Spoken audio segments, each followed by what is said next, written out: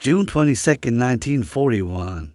Dawn breaks over the vast frontier of the Soviet Union, where the Bug River snakes through the morning mist like a coiled serpent ready to strike. In a forward observation post near Brest-Litovsk, Oberleutnant Karl Becker of the Abwehr, Germany's military intelligence service, hunkers down in a camouflage bunker, his breath fogging the periscope lens. The air is thick with the scent of pine resin and damp earth, punctuated by the distant rumble of artillery, the opening salvos of Operation Barbarossa.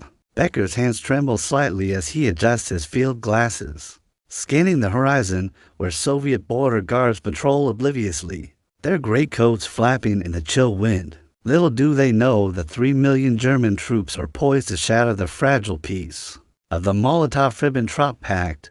You can almost hear the tension in the air, the low hum of idling panzer engines hidden in the forests, the whispered orders among Wehrmacht infantrymen clutching their Mauser rifles. Becker, a seasoned operative with a scar from the Spanish Civil War etching his cheek, isn't here for the frontline glory. His mission is shadows and secrets to pierce the iron curtain of Soviet opacity and uncover the truths about the man at the helm of the Red Colossus, Joseph Stalin. As the first shells arc overhead, exploding in fiery blossoms across the river, Becker mutters to his radio operator, "Signal Berlin, the eagle has flown. Now, we hunt the bear's secrets." In the weeks leading up to this cataclysmic dawn, Becker and his team had been embedded deep in preparation. Recruited from the ranks of the Brandenburg Special Forces, they specialized in infiltration, sabotage, and intelligence gathering. Their brief from Admiral Wilhelm Canaris, head of the Abwehr, was clear. Stalin's regime was a black box, shrouded in propaganda and purges. The Führer demanded insights into the Soviet leader's minded strategies, his weaknesses, his very essence. Hitler dismissed Stalin as a Georgian peasant, but Canaris, ever the cautious spy master, knew better. Underestimate him at our peril. He had warned in a smoke-filled briefing room in Berlin's Turpitufer headquarters, where maps of the Eastern Front sprawled across oak tables like battle plans from a bygone era. As the invasion unleashes its fury, Becker's unit advances with the spearhead of Army Group Center. They slip through breached lines, dodging Soviet NKVD patrols and their captured gas trucks, the vehicle's tires crunching over rubble-strewn roads. Their target, captured archives, defectors, and any scrap of information that could demystify the Kremlin enigma. In the chaos of retreating Red Army units, they seize documents from abandoned command post troop dispositions, supply manifests, and personal files that hint at the human machinery behind the Soviet war machine.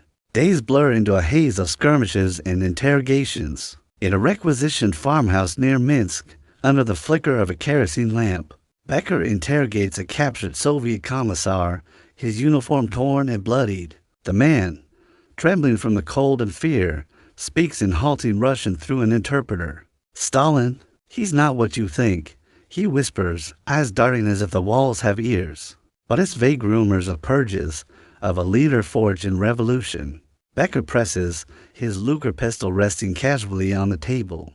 But the commissar clams up, preferring the Gulag's shadow to betrayal, deeper into Soviet territory. As German panzers rumble toward Smolensk, Becker's team raids a regional NKVD office in a bombed-out town. Amid the debris-shattered glass, scattered papers, the acrid smell of burnt kudite unearthed a trove of files, personnel dossiers, party records, even ecclesiastical documents from the pre-revolutionary era.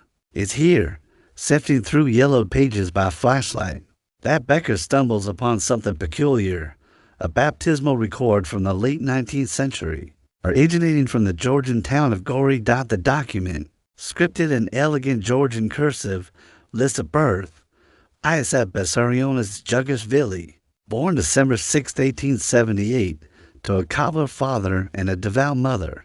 Becker's brow furrows as he cross-references it with known intelligence. Stalin's official biography, propagated through Soviet hagiography, claims December 21st, 1879 a year later. A minor discrepancy? Perhaps, but in the world of espionage, such anomalies are cracks in the facade. Wild to the date, Becker murmurs to his sergeant, the room echoing with distant gunfire.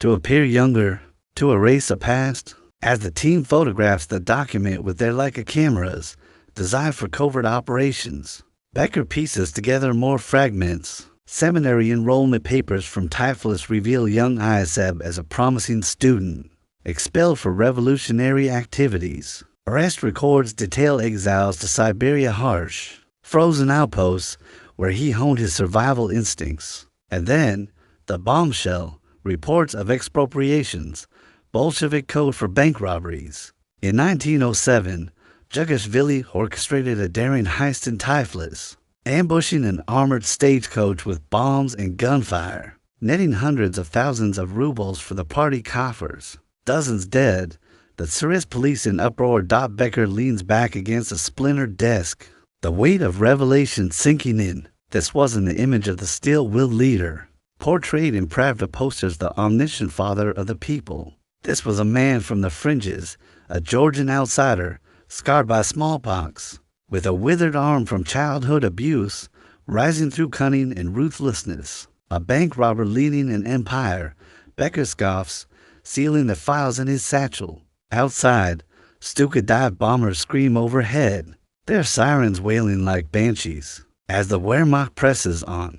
But as Becker's report wings its way back to Berlin via encrypted Enigma transmissions, the true implications simmer. In the Abwehr's analytical chambers, analysts pore over the details, their typewriters clacking in rhythmic urgency. They see not a strategic genius, but an uneducated Brutus seminary dropout turned criminal, lacking the refined intellect of European statesmen. How could such a man orchestrate a modern war? One analyst quips, dismissing the depth of Stalin's tactical mind. Forged in the fires of revolution and paranoia, little do they know, this underestimation will haunt the Eastern Front as Becker's unit pushes eastward. The Red Army's resilience begins to show counterattacks at Yelnya. The stubborn defense of Kiev. Stalin, the uneducated brute, mobilizes millions with iron will. His background a testament to unbreakable resolve. The discovery, meant to unmask weakness, instead blinds the Germans to his strength. Yet in this moment, as Becker steps into the night, the stars obscured by smoke plumes, the war feels winnable. The secrets are flowing, the advance unstoppable. But secrets, like the river at dawn, have depths unseen. July 15, 1941. The summer sun beats down on the dusty roads leading to Smolensk, where the acrid smoke from burning villages chokes the air like a perpetual fog of war. Oberleutnant Karl Becker wipes sweat from his brow, his field uniform caked in grime from days of relentless advance. The whine of Messerschmitt engines overhead provides a grim symphony, as his Abwehr team combs through the ruins of a Soviet administrative building, its walls pockmarked by machine gun fire. Papers flutter in the breeze like fallen leaves, requisition forms, propaganda leaflets.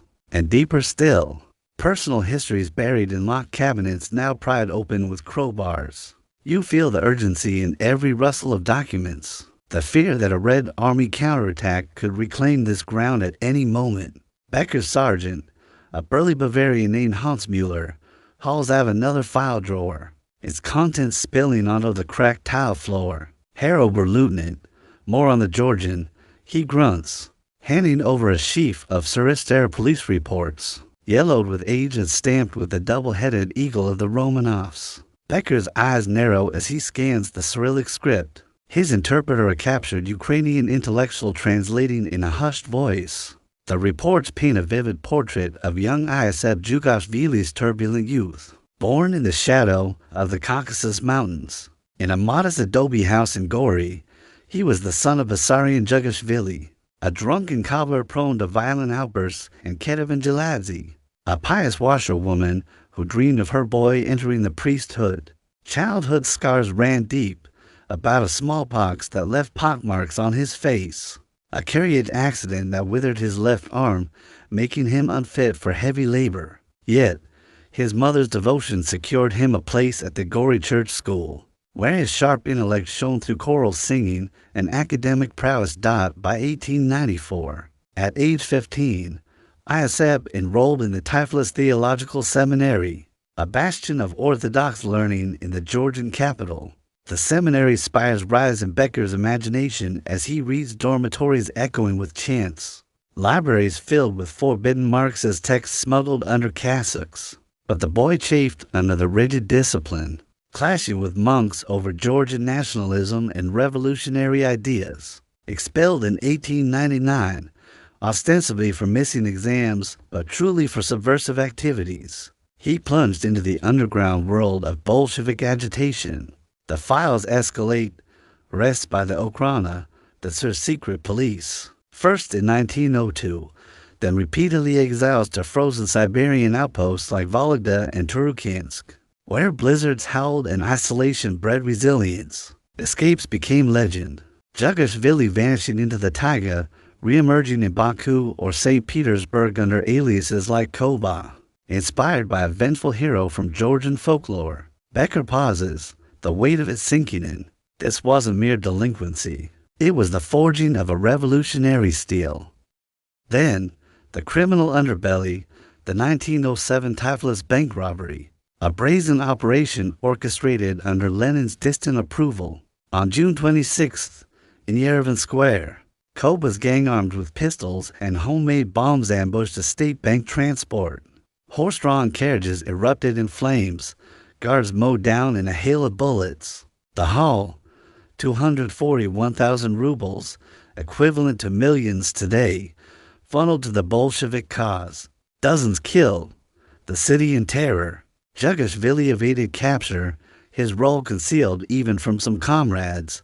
Becker folds the papers, his mind racing. This man clawed his way from the gutters.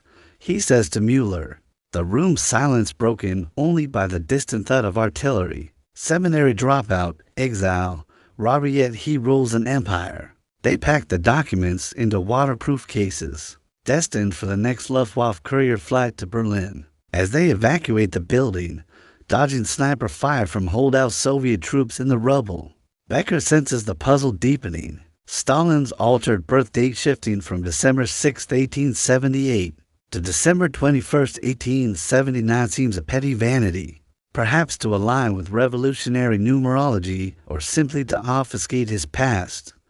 Back in Berlin, by late July, the reports land on the desks of Abwehr analysts in the dimly lit bowels of the Bendler block. Major Reinhard Gehlen, a rising star in Eastern intelligence, pores over the photostats under green-shaded lamps, the clatter of teletypes providing a constant backdrop. Jughashvili, a Caucasian bandit, he scoffs to his colleagues, their faces illuminated by the glow of map projectors showing the Wehrmacht's sweeping gains. The consensus forms. Stalin's humble origins betray a lack of sophistication. No formal military training, no aristocratic breeding like the Kaiser's generals. They envision him as a crude operator, relying on terror rather than tactics as purges of the 1930s, decimating the Red Army's officer corps. Seen as evidence of paranoia over prowess, imagine, Gehlen quips during a briefing, cigar smoke curling toward the ceiling, a bank thief dictating strategy to marshals. He'll crumble under our blitzkrieg. Laughter ripples through the room. Charts of Soviet vulnerabilities, outdated tanks, demoralized troops bolstering their hubris. Canaris nods approvingly, though a flicker of doubt crosses his eyes. He knows the East's vastness swallows armies whole. Yet the narrative takes hold. Stalin is brute, not brain. This underestimation filters up to OKW, influencing plans for quick victory. No need for winter gear. The war ends by Christmas. Meanwhile, on the front, Becker's team presses on toward Moscow. In August, amid the Battle of Smolensk's carnage where 300,000 Soviets are encircled, they interrogate more prisoners. A defecting Georgian officer, once a distant relative's acquaintance, confirms the tales. Stalin's iron grip, born of survival in Tsarist prisons. He remembers every slight. The man warns, but Becker dismisses it as exaggeration. The advance continues. Kiev falls, Leningrad besieged. Victory seems assured, but cracks appear. Soviet reserves materialize from Siberia, T-30 for tanks superior to Panzers ambush German columns. Stalin's broadcasts rally the populace, not a step back. The man they deemed uneducated orchestrates a defense of staggering scale, his background fueling a ruthless efficiency. In Berlin, analysts begin to whisper, perhaps the brute is a genius in disguise. As autumn rains turn rose to mud, Becker hunkers in a forward trench. The first hints of Rasputus of the season of impassable quagmire bogging down supply lines. The secrets unearthed now mock them.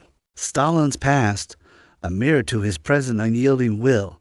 October 2nd, 1941, the outskirts of Vyazma, where the forests give way to open fields now churned into a sea of mud under relentless downpours. Oberleutnant Karl Becker clings to the side of a stalled half-track, its treads buried in the glutinous earth, as sleet stings his face like needles. The air reeks of diesel exhaust and wet wool, mingled with the distant crackle of small arms fire. Around him, Wehrmacht soldiers curse in Bavarian dialects, heaving at tow cables with frostbitten hands, while a column of Panzer III tanks idles futilely, their 50mm guns silent against the encroaching quagmire. Operation Typhoon, the final push toward Moscow, grinds to a halt not from enemy fire, but from the Russian autumn's merciless grip. You can sense the frustration boiling over, the once invincible blitzkrieg reduced to a slog. Supply wagons mired axle-deep as couriers on motorcycles weave through the chaos. Becker, his greatcoat sodden and heavy, receives a dispatch from Berlin via mud-splattered Feldwebel. The envelope, sealed with the Abwehr eagle, contains updated analyses based on his earlier reports. As he reads by the dim light of a hooded lantern in a makeshift command tent, the canvas flapping wildly in the wind, the words leap out. Subject Jughashvili's proletarian origins confirm inherent primitivism. Expect command paralysis under pressure. Signed by Major Gehlen himself. In the Abwehr's Berlin nerve center, the underestimation solidifies into doctrine. Analysts, huddled over situation maps illuminated by overhead bulbs, plot Soviet dispositions with colored pins red for Red Army units, black for German advances. The Georgian's background explains the purges. One declares, referencing the Great Terror of 1937-1938, where Stalin liquidated over 700,000, including top generals like Tukhachevsky. They see it as folly, not calculated consolidation. No appreciation for how exile in Siberia taught him endurance, or how seminary debates sharpened his dialectical mind. Instead, they caricature a short man with a mustache, speaking Russian with a thick accent, more at home in a Tiflis tavern than the Kremlin war room. Gehlen briefs General Halder at OKH headquarters in East Prussia, the room thick with cigarette smoke and the hum of teleprinters. Stalin's a revolutionary thug, Gehlen asserts, sliding across photos of the Tiflis robbery aftermath wrecked carriages, bloodied streets. His strategies will be blunt, reactive. Our encirclements will shatter him. Halder nods, his monocle glinting, as they plan the double pincer at Vyazma and Bryansk, aiming to trap 500,000 Soviets. Hitler, in his Wolf's Lair bunker, echoes the sentiment, kick in the door, and the whole rotten structure will come crashing down.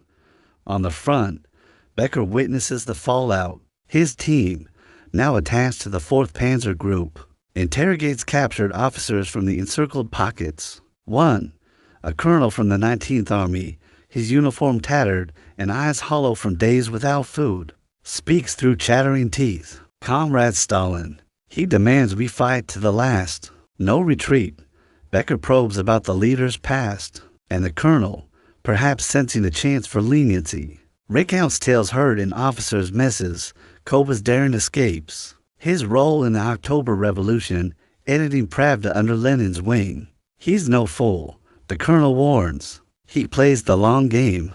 But Becker files it as propaganda, his report to Berlin reinforcing the brute narrative. As October wears on, the encirclements succeed over 660,000 prisoners taken, but the cost mounts. Soviet reserves pour in, fresh divisions from the Far East, transferred after Stalin's spies confirmed Japan's southern focus. T-30 for tanks, their sloped armor shrugging off German shells, counterattack near Msensk, shredding panzer columns. Becker's unit barely escapes an ambush, diving into ditches as Katyusha rockets scream overhead. Earth erupting in geysers of mud dot in Moscow, Stalin orchestrates from the Kremlin depths. His background, far from a liability, fuels his resolve. The seminary education lent him rhetorical power, revolutionary years, strategic patience. He issues Order No. 227 later, but already his iron will manifest, appointing Zhukov, mobilizing civilians to dig anti-tank ditches. Paranoia, born of Tsarist betrayals, keeps him vigilant. Purged officers replaced by loyalists like Vasilevsky. By November. Snow falls, temperatures plummet to -20 C.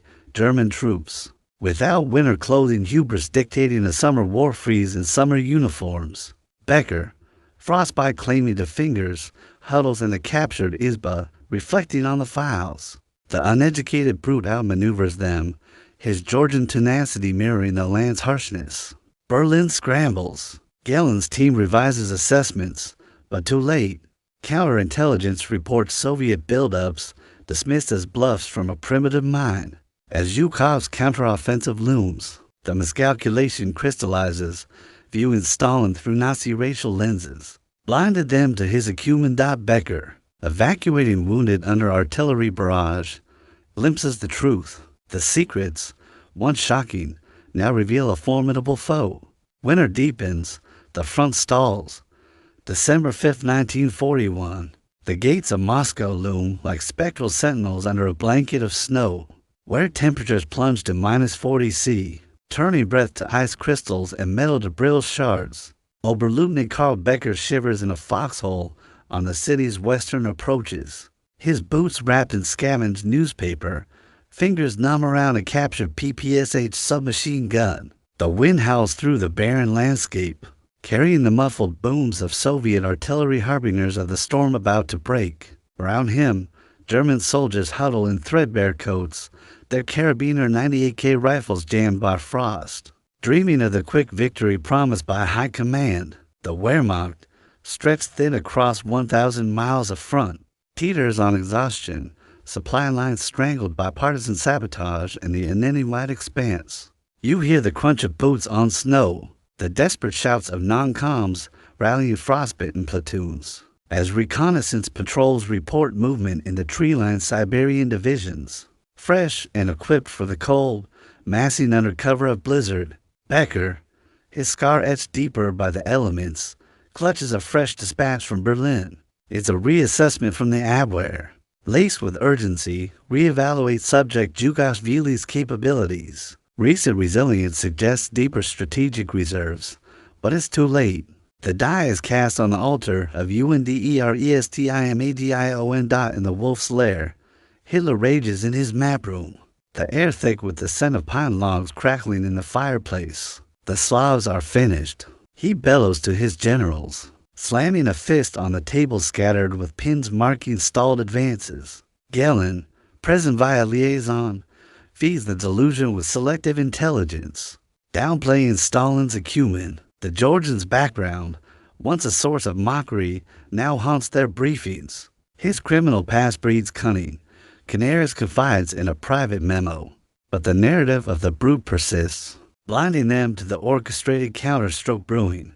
Stalin, in the Kremlin's underground bunker, pores over maps with Zhukov, his pipe smoke curling like a dragon's breath. His seminary-honed logic dissects German vulnerabilities. Revolutionary years teach him to exploit overextension. The invader will freeze before our gates, he declares in his soft Georgian lilt, voice steady amid the thrum of generators. Drawing from his exilic endurance, he unleashes Operation Typhoon's nemesis, a massive counteroffensive with 1.1 million troops, 1,700 tanks, and 1,400 aircraft. Siberian units, clad in white camouflage and Valenki boots, ski silently into position. The assault erupts at dawn on December 5th. Katyusha rockets light the sky like infernal fireworks, their multiple launches screaming Stalin's organ as they pulverize German positions. Becker's unit, caught in the maelstrom, reels under the onslaught. They're everywhere.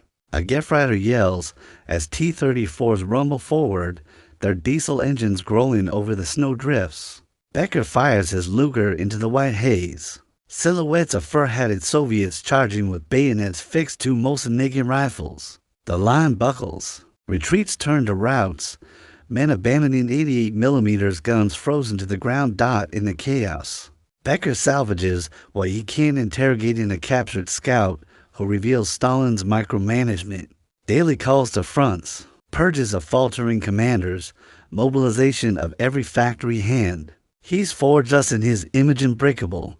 The scout spits. Becker's reports, scrawled in a snowbound dugout, finally acknowledge the miscalculation.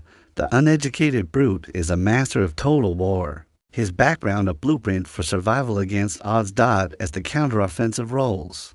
Germans fall back 150 miles, losing 500,000 men, 1,300 tanks, and 2,500 guns. Moscow holds. The myth of invincibility shatters. In Berlin, heads roll, generals sacked, Abwehr scrutinized. Gellen's team dissects the failure, racial bias warped analysis.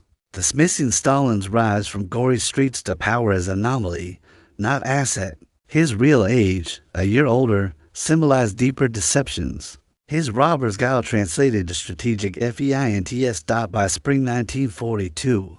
As mud thaws into renewed offensives, the Eastern Front devolves into attrition. Becker, promoted yet scarred, leads deeper infiltrations, but the die is cast. Underestimation bursts Stalingrad's encirclement, Kursk's armored graveyard, Berlin's fall. Stalin's vengeance, rooted in a past unearthed but unheeded, seals the Reich's fate. In the war's grim calculus. The shock of discovery yields not advantage, but doom, a testament to the perils of prejudice in the fog of battle.